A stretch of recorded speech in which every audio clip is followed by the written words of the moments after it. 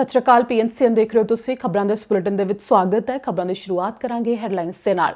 ਸਾਲ 2022 ਵਿੱਚ ਕੈਨੇਡਾ ਦੇ ਇਮੀਗ੍ਰੇਸ਼ਨ ਵਿਭਾਗ ਦੀ ਐਕਸਪ੍ਰੈਸ ਐਂਟਰੀ ਸੰਬੰਧੀ ਕੀ ਹੋਵੇਗੀ ਰਣਨੀਤੀ, ਇਸ ਦੇ ਬਾਰੇ ਇਮੀਗ੍ਰੇਸ਼ਨ ਮੰਤਰੀ ਸ਼ੌਨ ਫਰੇਜ਼ਰ ਦਾ ਤਾਜ਼ਾ ਬਿਆਨ। ਕੈਨੇਡਾ ਦੇ ਟਰਾਂਸਪੋਰਟ ਮੰਤਰੀ ਉਮਰ ਅਲਗਾਬਰਾ ਨੇ ਕੈਨੇਡਾ ਵਾਸੀਆਂ ਨੂੰ ਕਿਹੜੀ ਗੱਲ ਦਾ ਭਰੋਸਾ ਦਿਵਾਇਆ, ਇਸ ਦੇ ਬਾਰੇ ਖਬਰਾਂ ਵਿੱਚ ਦੱਸਾਂਗੇ।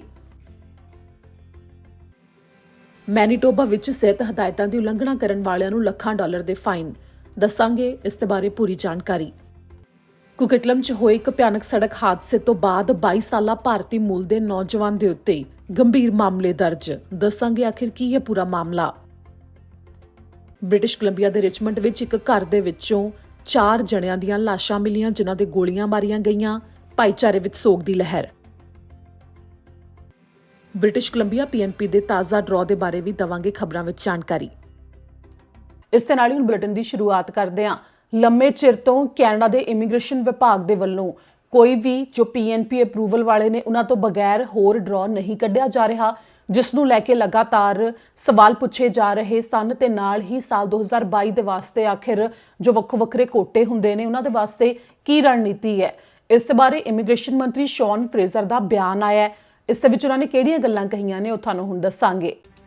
ਕੈਨੇਡਾ ਦੇ ਇਮੀਗ੍ਰੇਸ਼ਨ ਵਿਭਾਗ ਦੇ ਵੱਲੋਂ ਇਸ ਸਮੇਂ ਜਿਵੇਂ ਕਿ ਐਕਸਪ੍ਰੈਸ ਐਂਟਰੀ ਵਿੱਚ PNP ਅਪਰੂਵਲ ਵਾਲਿਆਂ ਤੋਂ ਬਗੈਰ ਹੋਰ ਕਿਸੇ ਦੇ ਵਾਸਤੇ ਫਿਲਹਾਲ ਕੋਈ ਡਰਾਅ ਨਹੀਂ ਕੱਢਿਆ ਜਾ ਰਿਹਾ ਕਿ ਸਾਲ 2021 ਵਿੱਚ ਸਤੰਬਰ ਮਹੀਨੇ ਤੋਂ ਬਾਅਦ ਹੁਣ ਤੱਕ ਕੋਈ ਵੀ ਹੋਰ ਡਰਾਅ ਨਹੀਂ ਕੱਢਿਆ ਗਿਆ। ਤਾਂ ਇਸ ਬਾਰੇ ਕੈਨੇਡਾ ਦੇ ਇਮੀਗ੍ਰੇਸ਼ਨ ਮੰਤਰੀ ਸ਼ੌਨ ਫਰੇਜ਼ਰ ਦਾ ਕਹਿਣਾ ਹੈ ਕਿ ਸਾਲ 2022 ਦੇ ਵਾਸਤੇ ਐਕਸਪ੍ਰੈਸ ਐਂਟਰੀ ਸੰਬੰਧੀ ਰਣਨੀਤੀ ਹਜੇ ਵੀ ਬਣਾਈ ਜਾ ਰਹੀ ਹੈ। ਇਸ ਮੌਕੇ ਉਮੀਦ ਕੀਤੀ ਜਾ ਰਹੀ ਸੀ ਕਿ ਜੋ ਪ੍ਰੋਵਿੰਸ਼ੀਅਲ ਨੋਮਨੀ ਪ੍ਰੋਗਰਾਮ ਦੇ ਤਹਿਤ ਜਿਨ੍ਹਾਂ ਨੂੰ ਅਪਰੂਵਲ ਮਿਲ ਜਾਂਦੇ ਨੇ ਉਹਨਾਂ ਦੇ ਵਾਸਤੇ ਡਰਾਅ ਤਾਜ਼ਾ ਕੱਢੇ ਗਏ ਸੀ, ਤਾਂ ਉਸ ਤੋਂ ਬਾਅਦ ਹੋ ਸਕਦਾ ਹੈ ਕਿ CEC ਕਲਾਸ ਵਾਲਿਆਂ ਵਾਸਤੇ ਡਰਾਅ ਨਿਕਲ ਜਾਵੇ, ਪਰ ਫਿਲਹਾਲ ਅਜਿਹਾ ਨਹੀਂ ਹੈ। ਤੇ ਨਾਲ ਹੀ ਇਮੀਗ੍ਰੇਸ਼ਨ ਮੰਤਰੀ ਦੇ ਵੱਲੋਂ ਜੋ ਇਹ ਬਿਆਨ ਦਿੱਤਾ ਗਿਆ, ਉਸ ਤੋਂ ਬਾਅਦ ਇਹ ਜਾਪਦਾ ਹੈ ਕਿ ਇਸ ਦੇ ਲਈ ਅੱਗੇ ਵੀ ਸਮਾਂ ਲੱਗ ਸਕਦਾ ਹੈ।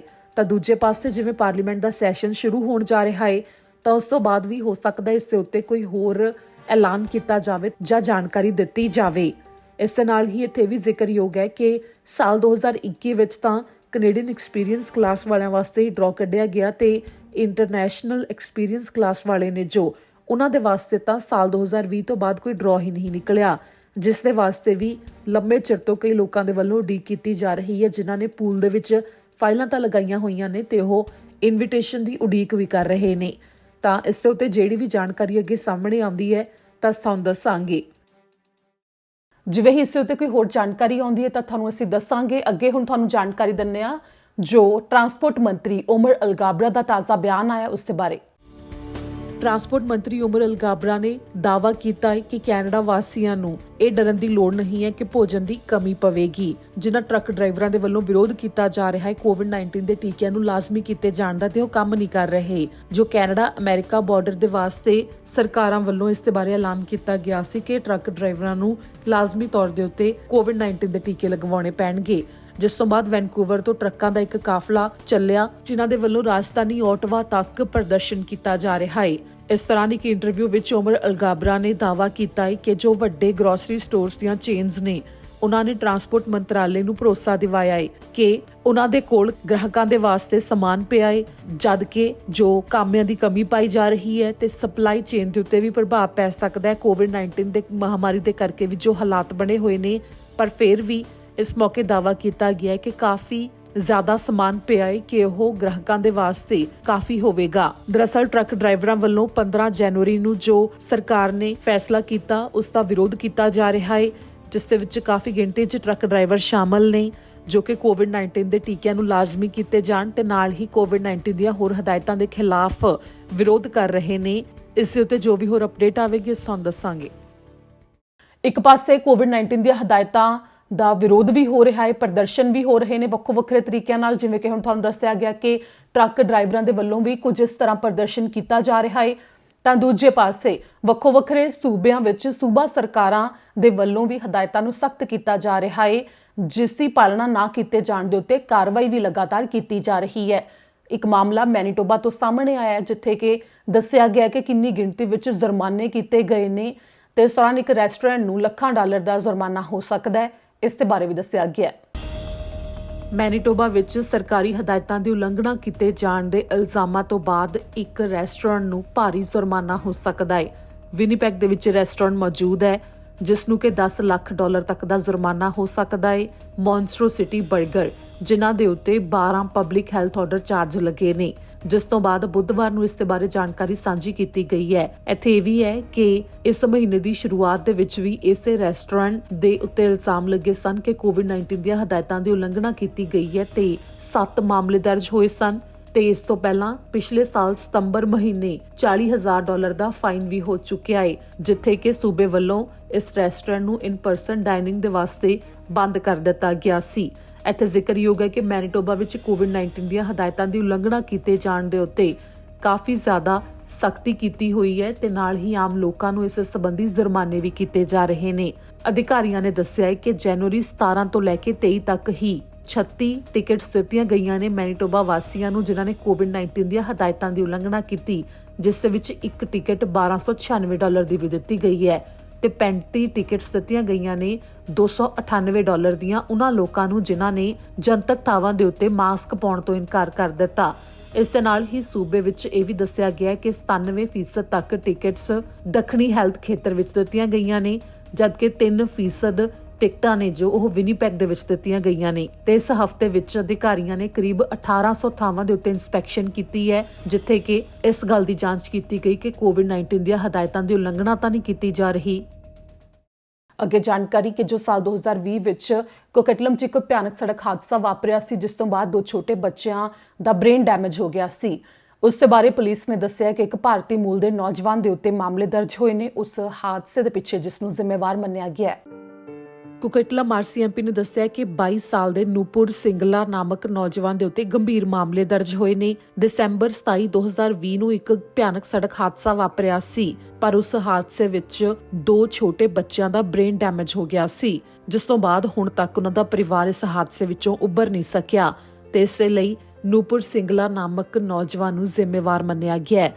ਪੁਲਿਸ ਮੁਤਾਬਕ ਸਵੇਰੇ 9 ਵਜੇ ਦਾ ਸਮਾਂ ਸੀ ਦਸੰਬਰ 27, 2020 ਨੂੰ, ਜਦੋਂ ਹਾਈਵੇ 1 ਦੇ ਇੱਕ ਐਗਜ਼ਿਟ ਦੇ ਉੱਤੇ ਪੁਲਿਸ ਅਧਿਕਾਰੀ ਰਡਾਰ ਲਗਾ ਕੇ ਉੱਥੇ ਮੌਜੂਦ ਸੀ ਤੇ ਇੱਕ ਡੌਜ ਚਾਰਜਰ ਗੱਡੀ ਜਿਸ ਨੂੰ ਕਿ ਨੂਪੁਰ ਸਿੰਗਲਾ ਚਲਾ ਰਿਹਾ ਸੀ, ਉਹ ਰਫ਼ਤਾਰ ਦੀ ਸੀਮਾ ਦੀ ਉਲੰਘਣਾ ਕਰ ਰਿਹਾ ਸੀ। ਪੁਲਿਸ ਨੇ ਉਸ ਨੂੰ ਪੁੱਲ ਓਵਰ ਕਰਨ ਦੀ ਕੋਸ਼ਿਸ਼ ਕੀਤੀ ਤਾਂ ਉਹ ਨਹੀਂ ਰੁਕਿਆ ਤੇ ਅੱਗੇ ਤੇਜ਼ ਹੋ ਗਿਆ ਤੇ ਕੁਝ ਦੂਰ ਜਾ ਕੇ ਇੱਕ ਇੰਟਰਸੈਕਸ਼ਨ ਦੇ ਉੱਤੇ ਉਸ ਦੀ ਟੱਕਰ ਇੱਕ ਕੀਆ ਦੀ ਗੱਡੀ ਦੇ ਨਾਲ ਹੋ ਗਈ, ਜਿਸ ਦੇ ਵਿੱਚ ਇੱਕ ਪੂਰਾ ਪਰਿਵਾਰ ਮੌਜੂਦ ਸੀ। ਉਸ ਗੱਡੀ ਵਿੱਚ 3 ਬੱਚੇ ਮੌਜੂਦ ਸਨ ਤੇ ਨਾਲ ਹੀ 2 ਵੱਡੇ, ਜਿਨ੍ਹਾਂ ਦੀਆਂ ਹੱਡੀਆਂ ਟੁੱਟ ਗਈਆਂ ਤੇ ਉਹ ਗੰਭੀਰ ਰੂਪ 'ਚ ਜ਼ਖਮੀ ਹੋ ਗਏ ਸੀ। ਜੋ ਇਹ ਬੱਚੇ ਸਨ ਉਹਨਾਂ ਵਿੱਚ 15 ਸਾਲ ਦਾ ਜੋ ਬੱਚਾ ਸੀ ਉਸ ਦੀ ਬਾਂਹ ਟੁੱਟ ਗਈ ਇਸ ਹਾਦਸੇ ਵਿੱਚ, ਤੇ ਜੋ 9 ਸਾਲ ਦਾ ਤੇ 13 ਸਾਲ ਦਾ ਬੱਚਾ ਸੀ ਉਹਨਾਂ ਦੇ ਸਿਰ ਦੇ ਉੱਤੇ ਸੱਟਾਂ ਲੱਗੀਆਂ, ਜਿਸ ਤੋਂ ਉਹ ਹੁਣ ਤੱਕ ਨਹੀਂ ਉੱਭਰ ਸਕੇ। ਜਿਸ ਪਰਿਵਾਰ ਨਾਲ ਇਹ ਹਾਦਸਾ ਵਾਪਰਿਆ ਉਹ ਸਰਬੀਆ ਤੋਂ ਕਰੀਬ 3.5 ਸਾਲ ਪਹਿਲਾਂ ਕੈਨੇਡਾ ਆਏ ਸਨ, ਜਿਸ ਤੋਂ ਬਾਅਦ ਪਰਿਵਾਰ ਦੇ ਵਾਸਤੇ ਪੁਲਿਸ ਨੇ ਦੁੱਖ ਦਾ ਪ੍ਰਗਟਾਵਾ ਵੀ ਕੀਤਾ ਤੇ ਇਸ ਮਾਮਲੇ ਵਿੱਚ ਦੱਸਿਆ ਗਿਆ ਕਿ ਨੂਪੁਰ ਸਿੰਗਲਾ ਨੂੰ ਮਾਰਚ 2 ਦੇ ਦਿਨ ਪਹਿਲੀ ਵਾਰ ਅਦਾਲਤ ਵਿੱਚ ਪੇਸ਼ ਕੀਤਾ ਜਾਵੇਗਾ। ਅੱਗੇ ਜਿਵੇਂ ਕਿ ਪਹਿਲਾਂ ਵੀ ਰਿਪੋਰਟ ਸਾਂਝੀ ਕੀਤੀ ਗਈ ਹੈ, ਰਿਚਮੰਡ ਦੇ ਵਿੱਚ ਇੱਕ ਘਰ ਦੇ ਵਿੱਚੋਂ 4 ਲਾਸ਼ਾਂ ਮਿਲੀਆਂ ਨੇ ਜਿਨ੍ਹਾਂ ਦੇ ਗੋਲੀਆਂ ਮਾਰੀਆਂ ਗਈਆਂ ਹੋ ਸਕਦੀਆਂ ਨੇ ਸੋਮਵਾਰ ਦੀ ਸ਼ਾਮ ਨੂੰ, ਜਿਸ ਦੇ ਬਾਰੇ ਜਾਂਚ ਟੀਮ ਨੇ ਸ਼ੁਰੂਆਤੀ ਜਾਂਚ ਦੇ ਦੌਰਾਨ ਇਹ ਜਾਣਕਾਰੀ ਦਿੱਤੀ ਹੈ। ਬ੍ਰਿਟਿਸ਼ ਕੋਲੰਬੀਆ ਦੇ ਸ਼ਹਿਰ ਰਿਚਮੰਡ ਵਿੱਚ ਇੱਕ ਘਰ ਦੇ ਅੰਦਰ ਪੁਲਿਸ ਨੂੰ 4 ਲਾਸ਼ਾਂ ਮਿਲੀਆਂ ਨੇ, ਜਿਸ ਦੇ ਬਾਰੇ ਇੰਟੀਗ੍ਰੇਟਿਡ ਹੋਮਿਸਾਈਡ ਇਨਵੈਸਟੀਗੇਸ਼ਨ ਟੀਮ ਜਾਂਚ ਕਰ ਰਹੀ ਹੈ। ਪੁਲਿਸ ਨੇ ਦੱਸਿਆ ਕਿ 25 ਜਨਵਰੀ 2022 ਦੀ ਸ਼ਾਮ ਨੂੰ ਰਿਚਮੰਡ RCMP ਨੂੰ 4500 ਬਲਾਕ ਤੇ ਗਾਰਡਨ ਸਿਟੀ ਰੋਡ ਦੇ ਉੱਤੇ ਇੱਕ ਘਰ ਦੇ ਕੋਲ ਬੁਲਾਇਆ ਗਿਆ, ਜਿੱਥੇ ਕਿ ਜਦੋਂ ਪੁਲਿਸ ਵਾਲੇ ਪਹੁੰਚੇ ਤਾਂ ਉੱਥੇ ਘਰ ਵਿੱਚ 4 ਜਣੇ ਮ੍ਰਿਤਕ ਪਾਏ ਗਏ ਜੋ ਕਿ ਘਰ ਦੇ ਅੰਦਰ ਮੌਜੂਦ ਸਨ, ਜਿਸ ਤੋਂ ਕੁਝ ਦੇਰ ਬਾਅਦ ਇਹ ਵੀ ਪੁਸ਼ਟੀ ਕੀਤੀ ਗਈ ਕਿ 4 ਦੇ ਗੋਲੀਆਂ ਮਾਰੀਆਂ ਗਈਆਂ ਨੇ। ਆਈ ਹਿੱਟ ਨੂੰ ਤੁਰੰਤ ਜਾਣਕਾਰੀ ਦਿੱਤੀ ਗਈ ਤੇ ਟੀਮ ਮੌਕੇ ਦੇ ਉੱਤੇ ਪਹੁੰਚੀ। ਇਸ ਦੌਰਾਨ ਜਾਂਚ ਕੀਤੀ ਜਾ ਰਹੀ ਹੈ ਹੋਮਿਸਾਈਡ ਇਨਵੈਸਟੀਗੇਟਰਸ ਦੇ ਵੱਲੋਂ ਤੇ ਨਾਲ ਹੀ Richmond RCMP integrated forensic identification section ਤੇ BC ਕੋਰਨਰਸ ਸਰਵਿਸ ਵੀ ਮਿਲ ਕੇ ਜਾਂਚ ਕਰ ਰਹੇ ਨੇ, ਜਿਸ ਦੇ ਵਿੱਚ ਸ਼ੁਰੂਆਤੀ ਜਾਂਚ ਜੋ ਕੀਤੀ ਜਾ ਰਹੀ ਹੈ। ਜਿਵੇਂ ਕਿ ਦੱਸਿਆ ਗਿਆ ਕਿ 4 ਦੇ ਗੋਲੀਆਂ ਮਾਰੀਆਂ ਗਈਆਂ ਨੇ ਤੇ ਨਿਸ਼ਾਨਾ ਧਾਰ ਕੇ ਗੋਲੀਆਂ ਚਲਾਈਆਂ ਗਈਆਂ ਦੱਸੀਆਂ ਗਈਆਂ ਨੇ, ਪਰ ਇਹ ਵੀ ਦਾਅਵਾ ਕੀਤਾ ਗਿਆ ਹੈ ਕਿ ਲੋਅਰ ਮੇਨਲੈਂਡ ਦੀ ਗੈਂਗ ਹਿੰਸਾ ਦੇ ਨਾਲ ਇਸ ਦਾ ਕੋਈ ਸਬੰਧ ਨਹੀਂ ਜਾਪਦਾ। ਫਿਲਹਾਲ ਮ੍ਰਿਤਕਾਂ ਦੀ ਪਛਾਣ ਨੂੰ ਜਨਤਕ ਕਰਨ ਤੋਂ ਪੁਲਿਸ ਨੇ ਇਨਕਾਰ ਕੀਤਾ ਹੈ, ਜਿਸ ਦੇ ਵਿੱਚ ਉਹਨਾਂ ਨੇ ਇਹ ਵੀ ਕਿਹਾ ਹੈ ਕਿ ਇਹ ਚਾਰ ਇੱਕ ਦੂਜੇ ਨੂੰ ਜਾਣਦੇ ਸਨ। ਇਸ ਦੌਰਾਨ ਆਈਹੈਟ ਦਾ ਕਹਿਣਾ ਹੈ ਕਿ ਉਹ ਸੀਸੀਟੀਵੀ ਫੁਟੇਜ ਦੇ ਨਾਲ ਹੀ ਆਲੇ ਦੁਆਲੇ ਤੋਂ ਚਸ਼ਮਦੀਦਾਂ ਨੂੰ ਭਾਲ ਕੇ ਉਹਨਾਂ ਤੋਂ ਪੁੱਛਗਿੱਛ ਕਰ ਰਹੇ ਨੇ। ਪੁਲਿਸ ਦਾ ਮੰਨਣਾ ਹੈ ਕਿ ਬੇਸ਼ੱਕ ਉਹਨਾਂ ਨੂੰ 25 ਜਨਵਰੀ ਦੀ ਸ਼ਾਮ ਨੂੰ ਬੁਲਾਇਆ ਗਿਆ, ਪਰ ਹੋ ਸਕਦਾ ਹੈ ਕਿ 24 ਜਨਵਰੀ ਦੀ ਸ਼ਾਮ ਨੂੰ 7 ਵਜੇ ਦੇ ਨੇੜੇ ਇਹ ਕਤਲ ਕੀਤੇ ਗਏ ਨੇ। ਇਸ ਮਾਮਲੇ ਦੇ ਸਾਹਮਣੇ ਆਉਣ ਤੋਂ ਬਾਅਦ ਪੁਲਿਸ ਅਧਿਕਾਰੀਆਂ ਦੇ ਵੱਲੋਂ ਦੁੱਖ ਦਾ ਪ੍ਰਗਟਾਵਾ ਕੀਤਾ ਗਿਆ ਹੈ ਤੇ ਨਾਲ ਹੀ ਕਿਹਾ ਗਿਆ ਹੈ ਕਿ ਭਾਈਚਾਰੇ ਨੂੰ ਇਸ ਸੰਬੰਧੀ ਛੇਤੀ ਹੀ ਜਵਾਬ ਦਿੱਤਾ ਜਾਵੇਗਾ ਕਿ ਆਖਿਰ ਇਹ ਕੀ ਵਾਪਰਿਆ ਹੈ।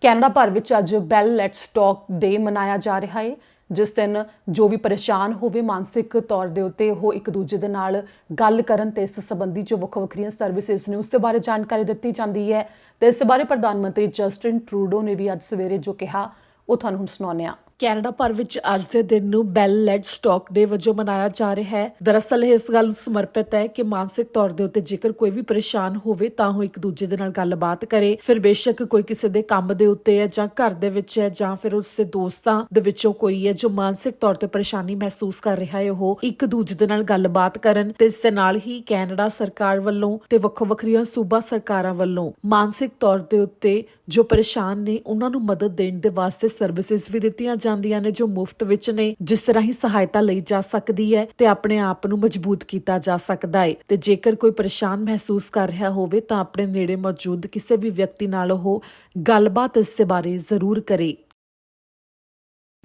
Hey everyone, today is Bell Let's Talk Day. It's a day to be open about our mental health, to reach out to our family and friends, to check in our neighbours and co-workers.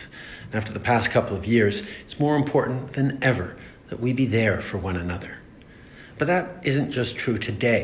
We need to have each other's backs every single day. So today and every day, let's talk to each other about our mental health and let's listen to each other. If you need help, please reach out. There are resources and supports available, including the Wellness Together portal, which you can visit online, and the Pocket Well app, which you can download onto your phone. Our government stepped up and launched these resources because we take mental health seriously. And if your kids need some help, let them know they can call or text Kids Help Phone. Wherever you turn, know that you're not alone and you don't have to suffer in silence. Let's all be there for each other.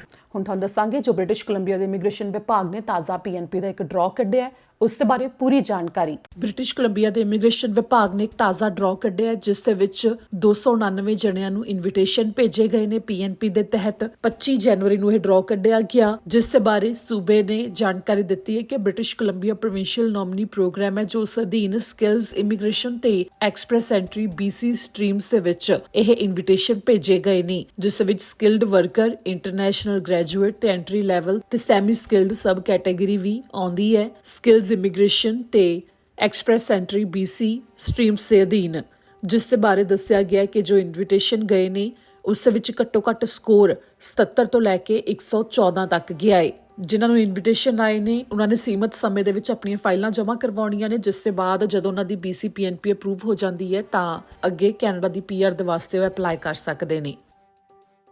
ਇਸ ਦੇ ਨਾਲ ਹੀ ਅੱਜ ਦੇ ਇਸ bulletin ਦੇ ਵਿੱਚ ਇੰਨਾ ਹੀ। ਮੈਨੂੰ ਦਿਓ ਇਜਾਜ਼ਤ। ਸਤਿ ਸ਼੍ਰੀ ਅਕਾਲ।